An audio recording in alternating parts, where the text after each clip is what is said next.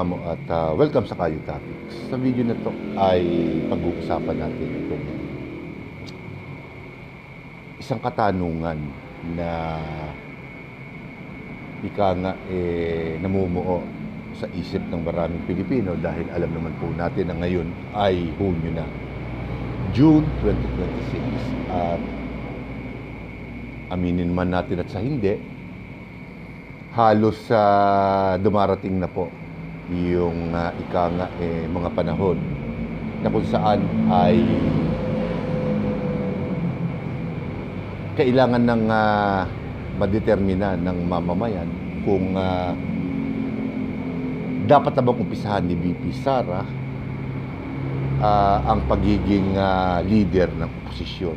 Bakit po nasabi to, mga amo? Dahil kung maobserbahan po ninyo, sa mga panahon na to ay dapat bumubuo na ang kahit na sino.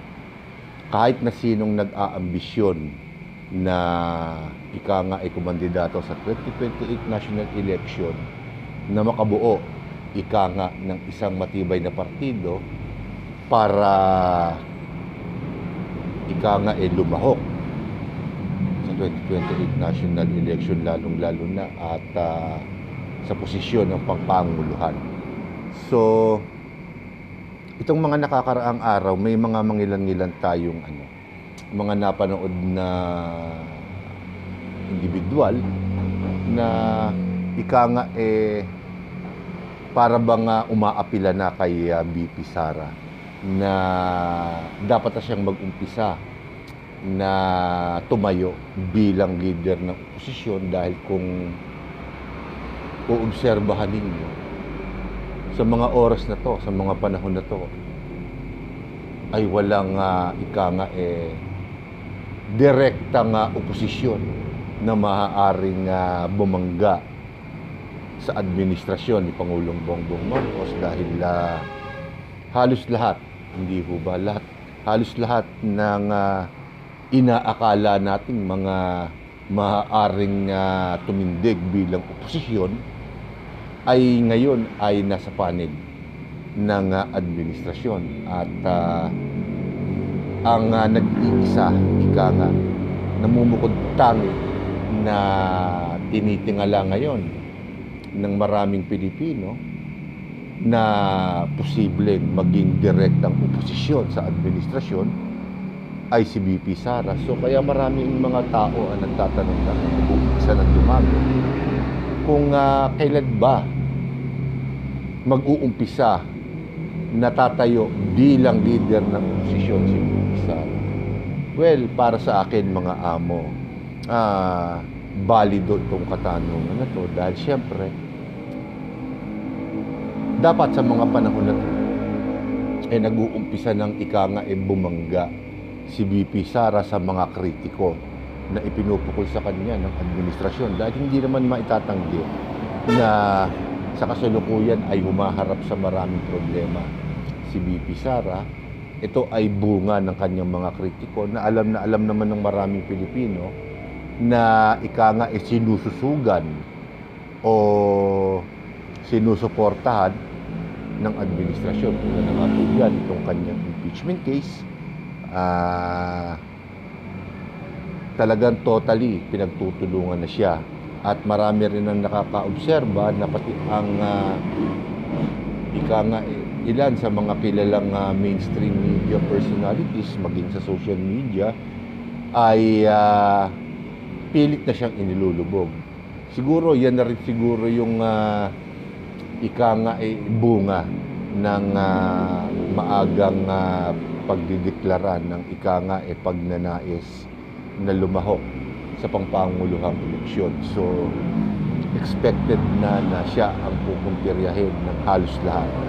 Dahil sa mga surveys, di ho ba, kahit na anong survey ang ibalita ngayon sa mainstream media at sa social media, si VP Sara ang ika nga nangunguna, at hindi bibirong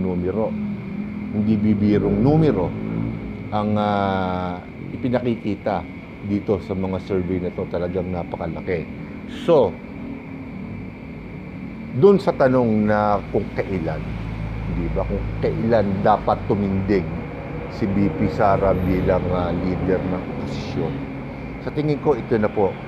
Sa tingin ko, hindi naman sa pro Duterte ako o pro Bongbong ako. Ang ang kinokomentuhan ko dito ay kung siya din lang naman, di ho ba? Kung talagang wala nang nakikita na maaaring bumangga sa administrasyon sa 2028, sa wikang Ingles, choose the lesser evil, di ho ba? So, nangunguna dyan si BP Sara unless may pagdating ng December, may magparamdam na talagang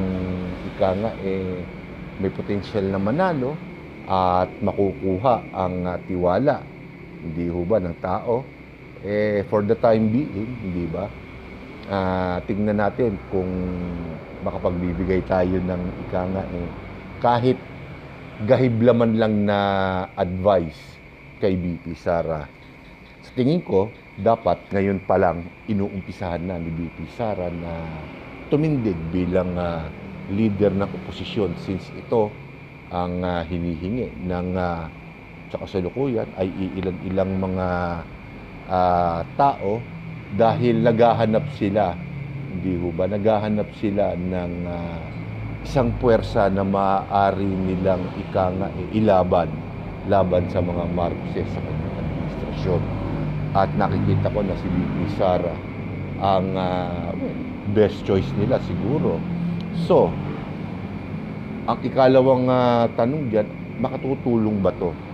Kung ngayon pa lang ay titindig na siya, hindi ba? Bilang oposisyon, dahil wala nagpapakilalang oposisyon ngayon. Lahat, aminin man natin at sa hindi, talaga nakapanig sa administrasyon dahil kailangan nilang administrasyon para maidapa si BP Sara at alam nilang hindi magiging madali yun dahil maraming tao, pangkaraniwan tao, mga politiko na nasa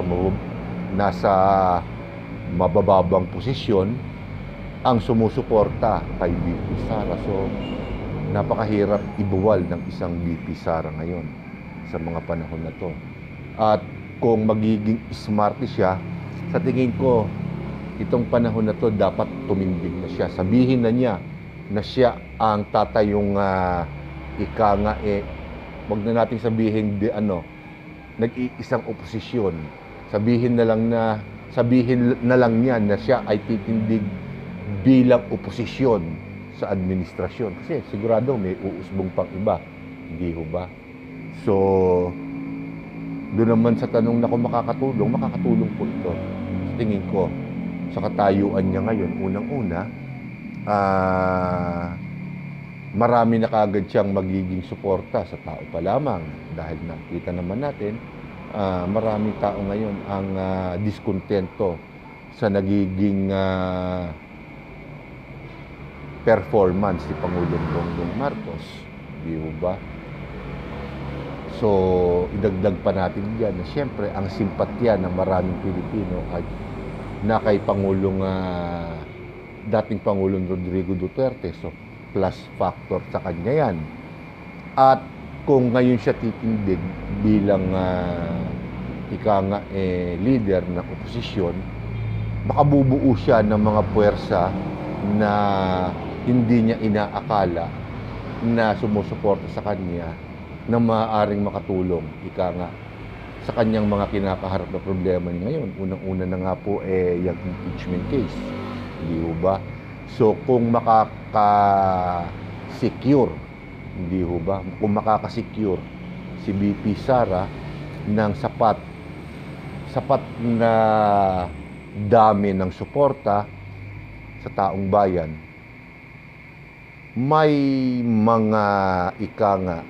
mga politiko both sa lower house at sa upper house na maaaring pumanig sa kanya. Hindi po natin pinag-uusapan dito kung yung mga politiko na yon ay corrupt o hindi. Ang sinasabi ko lamang po, sa kasalukuyan, kailangan niya ng mga kakampi. Hindi ho ba na maaaring makatulog sa kanya? Lalong-lalo na sa upper house, sa Senado. Lagi pong laman ng balita na in order to impeach VP Sara, you need at least 16 votes. Hindi ho ba 16 votes of the senators na ika nga boboto laban sa kanya, which is sa ngayon tinitingnan ng maraming eksperto na imposible. Hindi ho ba dahil marami pa ring senador ang hayagang sumusuporta sa kanya, aminin man nila at sa hindi ho ba. Kaya nga may mga balita ngayon na lumulutang na siguro by next week ay ika nga maging legal na majority na ang grupo ni Senador Wing Gatchalian dahil meron pa daw na isa o dalawang senador ang maaaring lumipat sa kanila.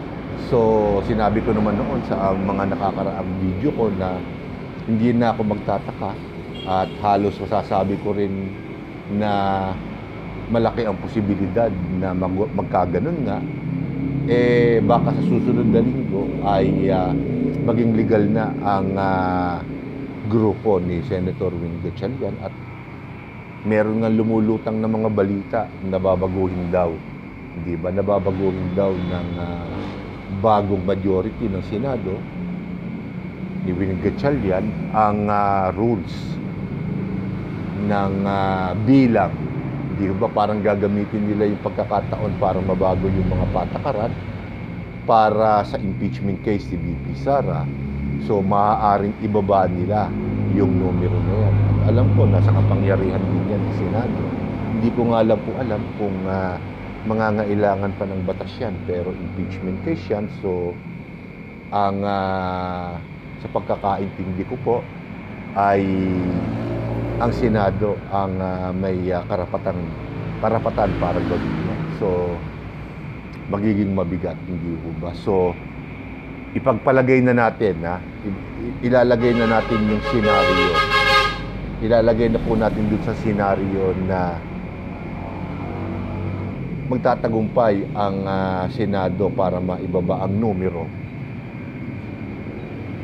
From 16, gawin na natin 14. 14. 14, 13, 14. Sige. Ng senador na kinakailangan bumoto para ma-impeach si VP Sara, granting. Siguro kung titindig na ika nga legitimate na leader ng oposisyon si VP Sara, sa tingin ko sa opinion ko, kapag nakakuha si VP Sara ng malaking bilang ng masa na susuporta sa kanya, itong mga tao o itong mga senador na maaari o posibleng ipagkanuno siya at i-impeach siya ay magdadalawang isip. Dahil siyempre, alam naman natin na sa politika, walang permanenteng kakampi dyan, walang permanenteng kaibigan dyan. Ang naiiwan permis dyan, ang pinakapanghuli dyan at pinaka-importante sa mga politiko ay yung kanilang political survival. At syempre, kapag nakita nila na tumindig na si VP Sara bilang talagang lehitimong oposisyon sa administrasyon at makakakuha siya ng malakas na suporta mula sa masa, madali namang malaman yan kung ika nga malaking bulto ng mga Pilipino ay papanig kay VP Sara, malaki din ang tsansa na magbago ang pananaw ng mga senador, lalong-lalo na sa majority, na baka maapektuhan ng malaki ang kanilang ika nga political survival. So, nasasabi ko na malaki ang maitutulong kung maaga kung maaga siyang ika nga magdideklara na siya ay handa na tumapat. Hindi ba wala nang abla-abla, hindi na siya iiwas sa mga interview at talagang direkta na siyang aatake sa administrasyon. Ibang usapan na yon kung gagawin niya yun. Malaki ang maitutulong sa kanya. Dahil siyempre, lumalaban na siya ng direkta. Hindi na siya yung puro papyaw. Talagang rekta na. At sa tingin ko, dapat matagal niya nang ginagawa yun. Since, di ba, dineklara naman niya yung sarili niyang open siya. Di ba? O talagang may pagnanasa siya, may pagnanais siya na kumandidato bilang Pangulo. Wala na rin naman mawawala kung ika nga yakapin niya na yung posisyon ng pagiging pinuno ng oposisyon. Di ba? Isang bagay na hindi pa ginagawa ni VP Sara. Pero siguro dapat sa mga oras na to, dapat kinukonsider na rin niya yun dahil sa opinion ko, malaki ang maitutulong mo doon sa mga problemang kinakaharap niya ngayon. At syempre, total, diskarte din lang naman ng pinag-uusapan, i-maximize niya na. Hindi ho ba? I-maximize na niya yung sinapit ng kanyang ama. At siguro, bawas-bawasan niya yung pagpunta sa dahig dahil syempre, kailangan ngayon siya rito. Lalong-lalo na at nagkaroon ng lindol. Nga ho pala, dun sa mga tinamaan ng lindol sa Kamindanawan, ipinagdadasal ko po kayo na sana ay maging maayos po kayo. Talagang yan po ay bunga ng kalikasan. Walang may gusto niya, walang makakaalam niyan kung kailan mangyayari at kung saan. Ang magagawa lamang po natin diyan ay dumipensa at ika nga ay tanggapin kung ano ang iwawasiwas sa atin ng kalikasan. At yan na nga po, ang huling balita ko nasa mahigit 40 na po yata yung namatay. At daang libo o kung hindi man daan libo, libo-libong pamilya po ngayon ang medyo wala po yatang wala pong tinutuluyan ngayon dahil syempre matatakot ka nga naman na umuwi sa bahay mo dahil sa lakas nung lindol na yon, pagdududahan mo yung ika nga tibay ng iyong bahay. So baka hindi ka muna bumalik doon. At isa pa nga palang problema pagkain at inumin doon po sa mga may meron. Wag naman po kayong mag-atubili na magbahagi ng inyong konting tulong sa mga legal na organisasyon na pinagkakatiwalaan nyo na maghahatid ng tulong sa Kamindanawan. Ayan pa ang isang pwedeng magamit ni VP Sara itong nangyari sa Kamindanawan na to, hindi ho ba? Maraming balita ang umuusbong na parang hindi ho ba na napipintasan si Pangulong Bongbong Marcos at itong di umano ay bagong majority ng Senado nung sila ay pumunta roon. Mukhang may mga tao doon na hindi sila gusto. Nababalita sa social media yan. Pero syempre, hindi mo rin matatanggihan yung mga tao na yun kahit sabihin mong galit ka ron o hindi mo siya gusto, lalo na't naghahatid naman ng ika nga tulong sa inyo. So, nakakalungkot lang na sa mga ganung sitwasyon pa rin, hindi ba? May mga lukong-lukong mga ika nga individual na ginagamit pa yung sakuna para ika nga sa pangsariling kapakinabangan, hindi ba? So, hindi ko naman sinasabi na samantalahin ni VP Sara yung pagkakataon, pero siya ang vice presidente at inaasahan siya nagagalaw. So, dapat siguro itong mga panahon na to, mag-focus siya ron. Lalo't baluarte naman ngayon at siya ang nasa puso, nasa isip ng mga kapatid natin sa Mindanao. So samantalahin niya yung pagkakataon na makita ang presensya niya sa gitna nung sakunang nangyari na yun, tumutulong, hindi ba? At the same time, bumibira sa administrasyon dahil, well, sad to say, parang nakukulangan ako sa performance ng administrasyon ngayon, lalong-lalo na po doon. At sinabi ko na rin po yan doon sa aking mga huling video na kung saan ay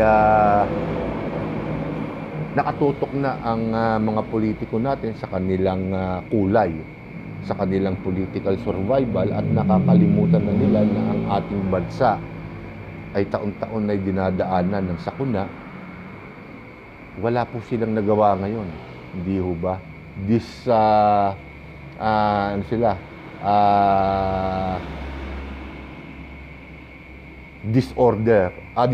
ba? Wala silang masyadong direkta. Wala silang direksyong pinupuntahan. Wala silang plano sa mga ganyang uri ng sitwasyon, hindi ho ba? Ang nakikita ko lamang na kumikilos ay yung mangilan-ngilan nating mga empleyado sa DPWH. Pero kita naman natin na kinakailangan din natin ng presensya ng militar sa Mindanao para ma-clear yung mga kalsada na natabunan ng lupa. May mga heavy equipment. Bakit hindi erekta ng ating gobyerno yan doon? So, disorganize ang ating gobyerno pagdating sa pagtugon sa mga sakuna. Yan yung sinasabi ko noon pa. Nakatutok tayo sa korupsyon. Nakalimutan na nila, di ba? Sa korupsyon. Nakatutok yung ating mga politiko sa kabulastugan nila para maiiwas ang sarili nila sa kaso, mapagtakpan ang kanilang korupsyon. Nakalimutan na nila yung kanilang obligasyon at trabaho sa mamamayan. Meaning, yung pagpaplano, sakalit may mga sakuna na dumating, wala, zero. At sa laki na naging pinsala, hindi ho ba? Sa laki ng pinsala na inabot ng Mindanao, taon nang bibilangin bago makabangon sila. At ito ang nakikita ko na dapat na sinasamantala ngayon ni VP Sara, hindi ho ba? Makikita natin ito ang isa sa mga kahinaan ng administrasyon. Ang itumugon sa ganitong mga sakuna na dapat sana ay sinasamantala ni VP Sara. Kung ako ang nasa katayuan ni VP Sara, sasamantalahin ko ito. Diba? Para mas mapadami ko pa ang mga sumusuporta sa akin kung ako si VP Sara. Pero siyempre, yan lamang po ang aking opinion diyan. Dahil kung hindi niya gagawin yan, baka masingitan siya. Diba? Masingitan siya ng ng kanyang mga kritiko at sila ang magwagi at madisgrasya si VP Sara. Huwag niyo isipin na pro Duterte ako o pro Bongbong ako. Binibigyan ko lamang ng katwiran o binibigyan ko lamang ng komento yung mga komento na nakikita ko sa social media na dapat nag-a-assume na ng pagiging leader si VP Sara dahil siyempre kumbaga ito na yung kaagahan na kung saan ay dapat binubuo na paunti-unti ni VP Sara yung kanyang partido, yung kanyang sarili, yung mga kailangan niyang gawin, kailangang makuha niya para masiguro na magiging maganda ang kanyang laban pagdating ng 2028. So, dito ko na muna tatapusin ang video na to at sa susunod ko pa po mga video ay ibang paksa naman po ang ating tatalakayin. So, maraming salamat po sa inyong lahat at magandang araw po sa inyo.